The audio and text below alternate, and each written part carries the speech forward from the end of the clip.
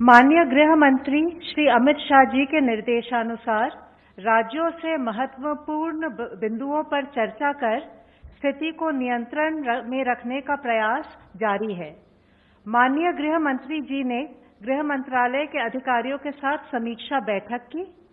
उन्होंने इस बात पर जोर दिया कि हमारी कोरोना के साथ अभी भी लड़ाई जारी है, इसलिए लॉकडाउन मेजर्स के साथ समय समय पर दिए गए दिशा निर्देशों का निष्ठापूर्वक पालन किया जाना चाहिए। ऐसे क्षेत्र जो हॉटस्पॉट्स, क्लस्टर्स, कंटेनमेंट जोन्स में नहीं आते हैं और जिनमें कई गतिविधियों की अनुमति दी जा रही है, वहां सावधानी बरतना है और यह सुनिश्चित करना आवश्यक है कि छूट वास्तविक परिस्थितियों का सही से आकलन करके ही दी जाए। ग्रामीण क्षेत्रों में कई आर्थिक गतिविधियों की अनुमति दी गई है, इसलिए जिला अधिकारियों को उद्योग समूहों के साथ सहयोग से राज्य के भीतर ही मजदूरों को उनके कार्यस्थल पर स्थानांतरित करने की व्यवस्था करनी चाहिए। इससे न केवल आर्थिक गतिविधियों को गति मिलेगी, बल्कि मजदूरों को रोजगार के अवसर भी मिलने लगेंगे। इसी प्रकार बड़ी औद्योगिक इकाइयों और औद्योगिक परिसरों के संचालन पर उन्हें विशेष ध्यान देना चाहिए। खासकर ऐसी इकाइयों के संचालन पर ध्यान देना चाहिए जहां मजदूरों को परिसर में ही रखने की व्यवस्था हो। इससे आर्थिक गतिविधियों को गति मिलेगी और मजदूरों को लाभकारी रोजगार प्रदान करने में भी मदद मिलेगी। उद्योगों के साथ कृषि और मनरेगा गतिविधियों के माध्यम से भी मजदूरों को रोजगार देने की संभावनाओं पर कार्य करना होगा। यह भी सुनिश्चित किया जाना चाहिए कि जो हमारे राष्ट्रीय दिशा निर्देश हैं, उनके अनुपालन की निगरानी के लिए ग्रामीण क्षेत्रों में पर्याप्त गश्त की जाए। जिलाधिकारी निगरानी के लिए पुलिस, पंचायत अधिकारियों का, राजस्व अधिकारियों इत्यादि का सहयोग ले सकते हैं।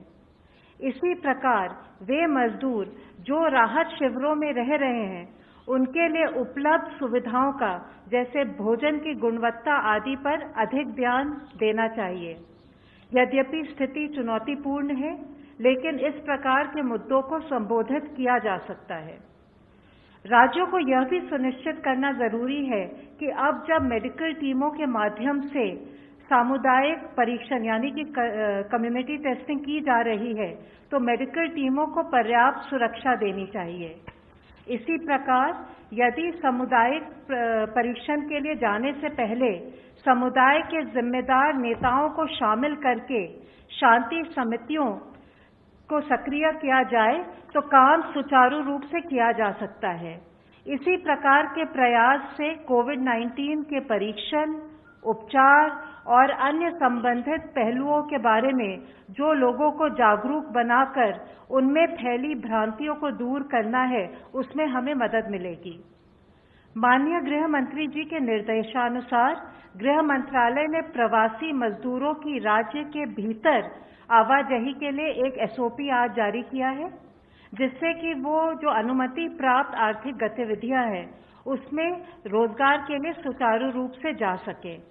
इस आवाजाही में सोशल डिस्टेंसिंग इत्यादि का सख्ती से पालन किया जाना है।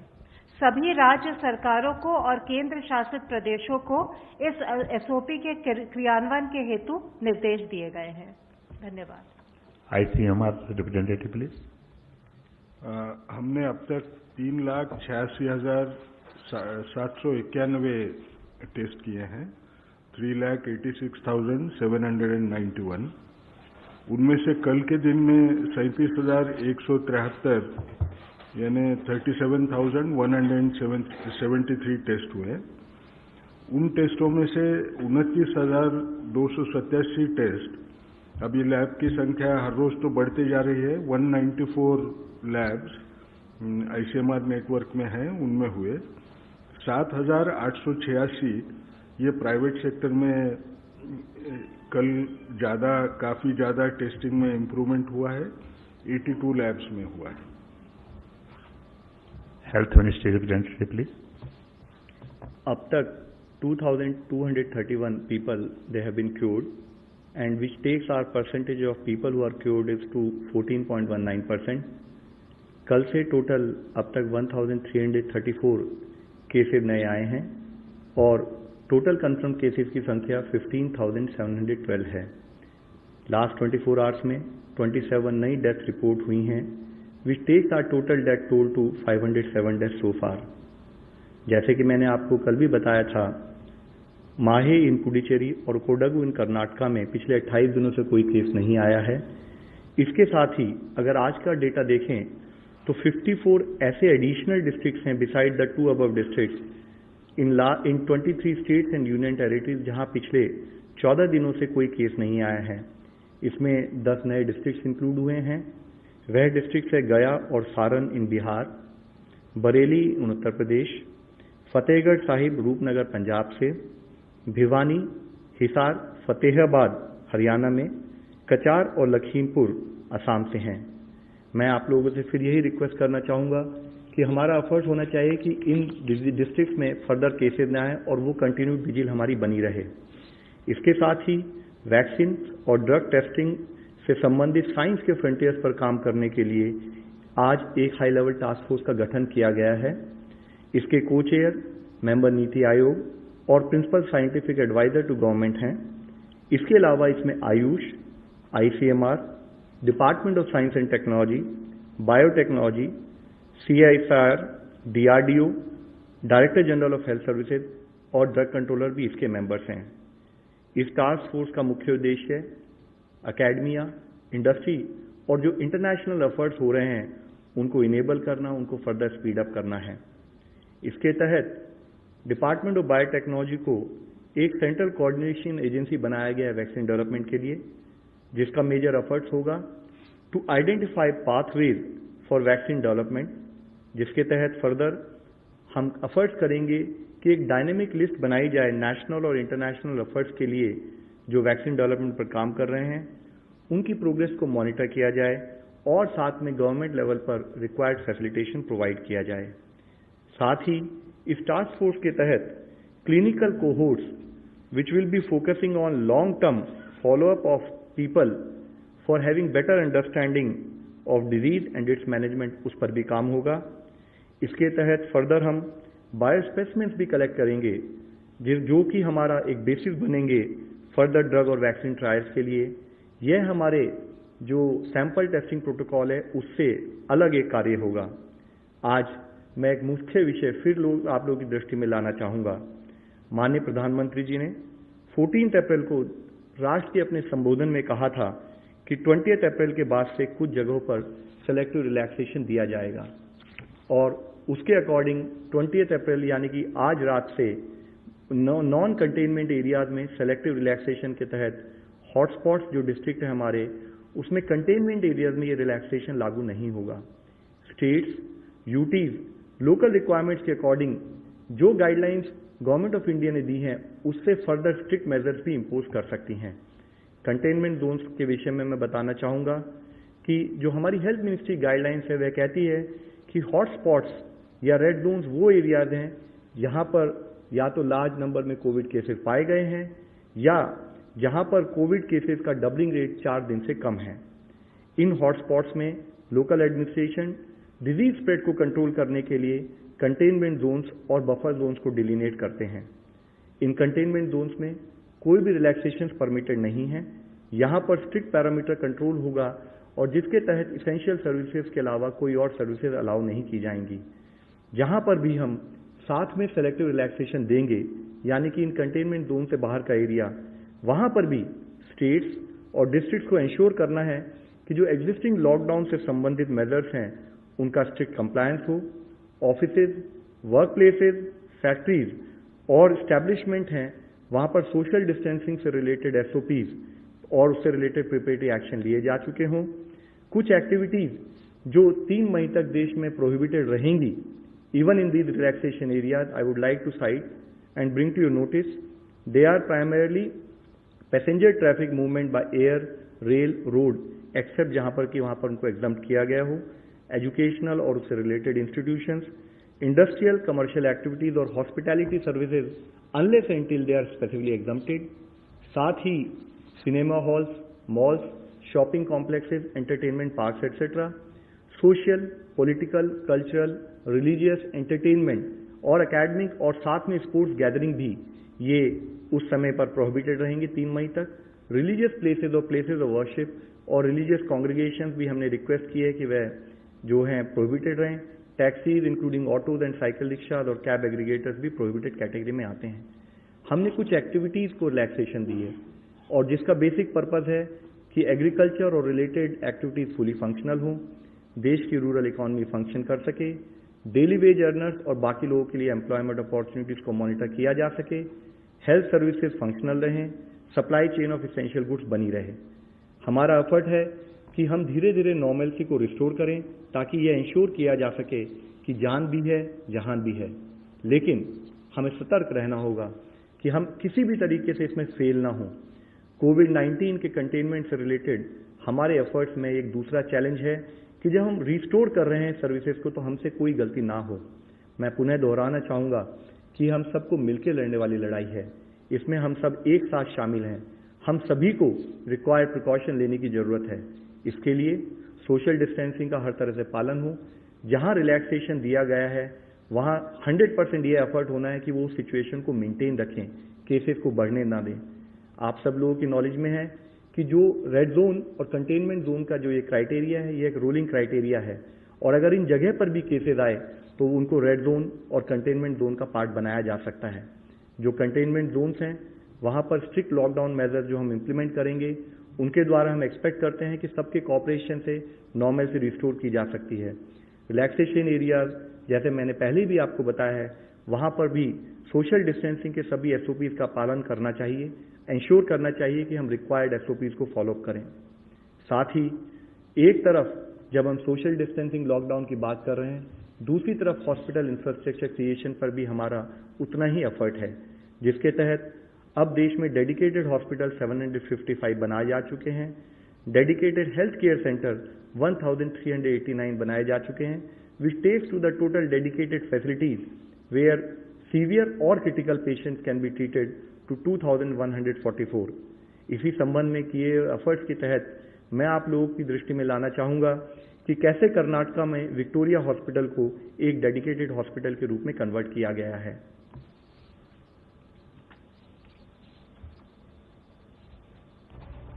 कर्नाटक राज्य सरकार का विक्टोरिया हॉस्पिटल जो बेंगलोर मेडिकल कॉलेज से एफिलेटेड है, दक्षिण भारत में उत्तम चिकित्सा के लिए जाना जाता है. यह अस्पताल 1901 में शुरू हुआ. यह अस्पताल उस वक्त के शाही घराने वाडियार परिवार की पहल थी जब बेंगलुरु प्लेग जैसी महामारी से जूझ रहा था. यह अस्पताल उस वक्त लोगों की जान बचाने में कामयाब रहा और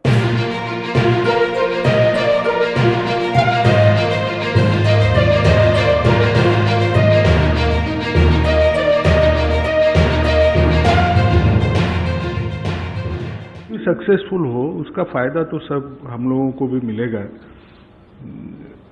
जैसे ये आगे जाएगी ट्रायल, ये अप्रैल महीने में शुरू हो रही है. 6 महीने के अंदर इनका 500 का रिक्रूटमेंट होने का अंदाज है और उसके रिजल्ट्स आएंगे. शायद उससे पहले ही रिजल्ट्स लाने की इंटरिम एनालिसिस में ज़्यादा अंदाज आएगा, फिर उसको देखा जाएगा. Mister Pranay Upadhyay, ABP news. Lavkaraj साहब, मेरा सवाल आपसे है कि जो रिलैक्सेशन दिए गए हैं, तो अगर आप एक फिगर बता पाएं कि कंटेनमेंट जोन का जो आपने पिछला फिगर दिया था हॉटस्पॉट्स का, वो क्या उसमें वेरिएशन आया है और जिन भी जगहों पे ये रिलैक्सेशन दिए गए हैं उसके लिए क्या आधार और क्या आकलन लिया गया है, और जिन एरियाज में रिलैक्सेशन दिए गए हैं खासतौर पर कामकाज को लेके, उसमें जो लोग काम करने के लिए जाएंगे उनके टेस्टिंग को लेके या उनकी सुरक्षा को लेके आम आदमी लोग कैसे आश्वस्त हो सकते हैं, इसको कैसे सुनिश्चित किया जाएगा? सर, जैसे कि इससे पहले भी हम लोगों ने डिस्कस किया है, हमारा criteria for identification of red hotspots या रेड जोन डिस्ट्रिक्ट ये है कि जहां पर केसेस अधिक संख्या में हैं या जहां पर डबलिंग रेट 4 दिन से कम है. इसके तहत हमने स्टेट्स को ऑलरेडी आदेश दिए हैं. उस आदेश के तहत हमने कहा है कि आप अपने केसेस को एनालाइज कीजिए, क्योंकि केसेस एक डायनेमिक, एक रोलिंग नंबर है और उसके बेसिस पर स्टेट रेगुलर बेसिस पर उन जिलों को ऐड करते रहेंगे.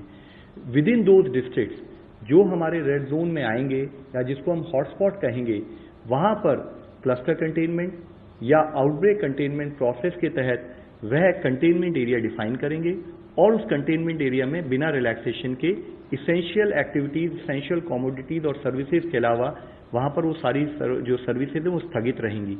Regarding essential services, health services और जो हमारे फूड और उससे रिलेटेड सर्विसेज, जैसे कि हम लॉकडाउन की स्थिति में भी रहे हैं, वह सब जारी रहेंगी। इसके साथ ही जो हमारे फील्ड वर्कर वहां काम करेंगे वो हाउस टू हाउस जाएंगे, ILI यानी कि इन्फ्लुएंजा लाइक इलनेसेस और सारी यानी कि सीवियर एक्यूट रेस्पिरेटरी इलनेसेस का हाउस टू हाउस सर्वे किया जाएगा और उस सर्वे के तहत या कॉन्टैक्ट ट्रेसिंग में जो भी पेशेंट्स आएंगे या जो भी पर्सन्स हम पाएंगे उनको हमारे सैंपलिंग क्राइटेरिया के तहत हम सैंपलिंग करेंगे और उसके बेसिस पर उनको डेडिकेटेड कोविड हॉस्पिटल में ट्रीटमेंट प्रोवाइड किया जाएगा। Another online question. Is the government planning to revise its testing strategy and screen all patients who come to the hospital with flu-like symptoms? जैसे पहले भी, अब शायद वही दोहरा रहा हूं जो पहले काफी बार बोल चुके हैं कि जो भी हॉटस्पॉट्स हैं वो हॉटस्पॉट्स में जिसको इन्फ्लुएंजा लाइक इलनेस के सिम्टम्स होंगे यानी फ्लू के वजह से, उनको सारे लोगों को ये टेस्ट ऑफर की जाएगी। ये हमको सिर्फ याद रखना है, ये सिर्फ हॉटस्पॉट्स में लागू हो जाएगा। I think Kamal, just we are going one by one. Just wait for your turn. Just wait for your turn. We will answer you. Take your question also. Just wait for your turn. Nitendra from Doordarshan News. Sir, मेरा सवाल यह है कि large संख्या में पुलिसकर्मी positive हो रहे हैं, संक्रमित हो रहे हैं। इसके अलावा आज दिल्ली में भी देखा गया कि जो डिलीवरी कर रहे हैं या फिर जो खाना बांट रहे हैं डोर टू डोर, वो भी संक्रमित हुए हैं। तो क्या ऐसे लोगों के लिए कोई प्रोटोकॉल होगा, कोई दिशा निर्देश होगा या उनकी सुरक्षा को लेकर खासतौर पर पुलिसकर्मी क्या कदम उठाए जा रहे हैं? Sir, infection prevention management Covid disease और इन्फेक्शन डिजीज मैनेजमेंट एक बहुत इंपॉर्टेंट अंश है। जैसे आपने आज भी पूछा है और इससे पहले भी हम लोग आप लोगों की दृष्टि में लाते रहे हैं, हमारे लिए जरूरी है कि जो भी फील्ड वर्कर है उसको फील्ड टाइप पर प्रॉपरली ओरिएंट किया जाए और उस ओरिएंटेशन के तहत उन्हें काम करना चाहिए। कई बार अगर हम आइदर ओवर कॉन्फिडेंस और लैक ऑफ अंडरस्टैंडिंग और या किसी कारणवश की मुझे नहीं होगा उस मोड में काम करते हैं तो डेफिनेटली ये स्कोप हो सकता है कि वह पर्सन इन्फेक्ट हो सके। साथ ही required precautionary material in terms of कि किस टाइप का उसको प्रिकॉशनरी प्रोटेक्शन लेनी है, चाहे वो खाली N95 मास्क हो या N95 मास्क और ग्लव्स हो या N95 मास्क ग्लव्स के साथ साथ कवरऑल भी हो। तो जो प्रोटोकॉल है वो फॉलो करेंगे तो इन्फेक्शन नहीं फैलेगा, किसी को नहीं होगा। मैं आपके द्वारा फिर से अपील करना चाहता हूं जो हमारे फील्ड कर्मी जो आज योद्धा के रूप में हमें सपोर्ट दे रहे हैं कि काइंडली आप सारी गाइडलाइंस को फॉलो करें। Mr. Sahil, ANI. Sir, I'm Sahil Pandey from ANI News Agency. My question is that many of the asymptomatic patients are coming up who are detected as COVID positive. How big is this challenge for the government and how we are going to tackle this? Sir, asymptomatic people actually coming out positive is not a very big percentage. That is what the historical data across the world has shown us. So what is important for us, however, is to be aware of this challenge. And we need to ensure that even asymptomatic people, if they are high-risk people, that is part of our sampling criteria, we sort of monitor them, do testing for them and coordinate with them. Similarly, for asymptomatic people who are contacts, it is always advised that they should either remain in home quarantine or if they are high-risk people, they should go for a facility quarantine so that effective monitoring for them also can take place. Mr. Prashant Sharma, Hindustan Samachar. Sir, Prashant from Hindustan समाचार। मेरा sir Agarwal sir आपसे सवाल है कि Delhi government ने मना कर दिया है कोई भी लॉकडाउन खोलने से, लेकिन जिनको 20 तारीख से ऑफिस ज्वाइन करना है और वो दिल्ली से बाहर रहते हैं, जैसे नोएडा, गाजियाबाद या फिर दूर से आते हैं, क्या उनको कोई स्पेशल पास दिया जाएगा और वो क्या ऑफिस वो ज्वाइन कर सकते हैं? ये आपसे था। सेकंड सवाल ICMR से ऐसा कि जैसे कुछ एसेंशियल सर्विस तो खोला जाएगा, चाहे इसमें प्लम्बर्स हो या इलेक्ट्रीशियंस हो, तो जो कस्टमर्स बुलाएंगे क्या वो कुछ It is not related to ICMR. This is different from the MHA. So just take your one question only for the health, please. Sir, as far as the guidelines are concerned कि हम field पर कैसे काम करेंगे, हमने आप लोगों को बताया है कि जो हॉटस्पॉट्स है उसमें कंटेनमेंट जोन डिफाइन की जाएंगी और उन कंटेनमेंट जोन में एक्सेप्ट फॉर एसेंशियल सर्विसेज कोई सर्विसेज लागू नहीं होंगी। साथ में हमने ये भी कहा है कि स्टेट गवर्नमेंट्स उनके हित में है और वो सक्षम है कि अगर वो चाहें तो इसके अलावा एडिशनल रेस्ट्रिक्शन वो इम्पोज कर सकते हैं। तो अगर स्टेट अपने असेसमेंट में ये चाहते हैं कि हमें additional restriction besides restriction which are already defined by government of India वो इम्पोज करना चाहें, बिकॉज फील्ड लेवल पर they are more equipped, they are more aware कि उनको किस टाइप के एडिशनल एक्शन की जरूरत है, तो हमारे बताए एक्शन से ज्यादा वो ले सकते हैं। इस केस में अगर वो कोई एडिशनल रेस्ट्रिक्शन करते हैं तो कंटेनमेंट जोन में जो उनकी इंस्ट्रक्शन है वो लागू होंगी। साथ ही अगर किसी पर्टिकुलर एरिया में एज पर नॉर्म्स गृह मंत्रालय या स्टेट गवर्नमेंट की डायरेक्शन के तहत अगर कोई ऑफिस खुलने हैं तो उसके लिए रिक्वायर्ड फैसिलिटेशन स्टेट लेवल पर और डिस्ट्रिक्ट लेवल पर कंसर्न डीएम्स करेंगे। 154. I'm Sheila Bhatt from Rediff.com. I want to know, Mr. Agarwal, that in this Indian strategy for lockdown, can we say that tomorrow is a very important day, because can we construe that rural India will be quite functioning from tomorrow but not urban India? Is that the message we can get it? Ma'am, I will really agree with you that tomorrow is a very important day for us, and that is the primary point I highlighted. It is important because when we are providing some relaxations besides the containment zones, we request everyone to support us and follow the required guidelines of relaxation also. It is very important that while these relaxations are brought in place, those relaxations are done with the required social distancing measures. We have been highlighting about the behavioral change aspect. We've been highlighting about SOPs when the relaxations are brought into fore. So all those relaxations should be linked with our overall output in terms of case management. Second thing is our focus in terms of relaxation, as I mentioned, is primarily more with respect to ensuring that essential services, rural economy and the activities even within the urban areas are activated. माननीय प्रधानमंत्री जी ने इससे कहा है, इसके बारे में बोला है कि जान भी है जहान भी है, यानी कि एक तरफ हम अगर काम करें, हम इंश्योर करें कि हम लोगों को बचाएं, दूसरी तरफ उनको कम से कम तकलीफ हो और उनको हम एडिशनल सर्विसेज और एडिशनल रिलैक्सेशन प्रोवाइड करके एक नॉर्मल लाइफ को रिस्टोर कर सकें, उस पर भी हमारा एफर्ट है। Last question, Kamal, India today. My question is to MHA. There was a decision which was taken that non-essential items will be allowed. Just 24 hours before that there's a U-turn by MHA. What is the consideration and why was this decision taken? And also that thousands of students are stuck and migrant laborers are stuck. Is there a long-term facility that if there is an extension of this particular lockdown, there will be a facilitation done either by the state or the center? What do you define by essential and non-essential? So basically, what I would like to tell you is that the situation is extremely dynamic. So it is something that is being reviewed almost on a daily basis. And as you realize कि corona के खिलाफ जो हमारी मुहिम चल रही है, उसके लिए some restrictions are necessary. So when the list of non-essential goods and the overall situation was reviewed, it was felt that the list is pretty extensive.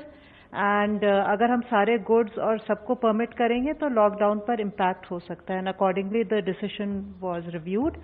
But as far as other categories of stranded people are concerned, the situation is being reviewed and we'll come up with appropriate guidelines at the right time. Thank you very much. Thank you, friends.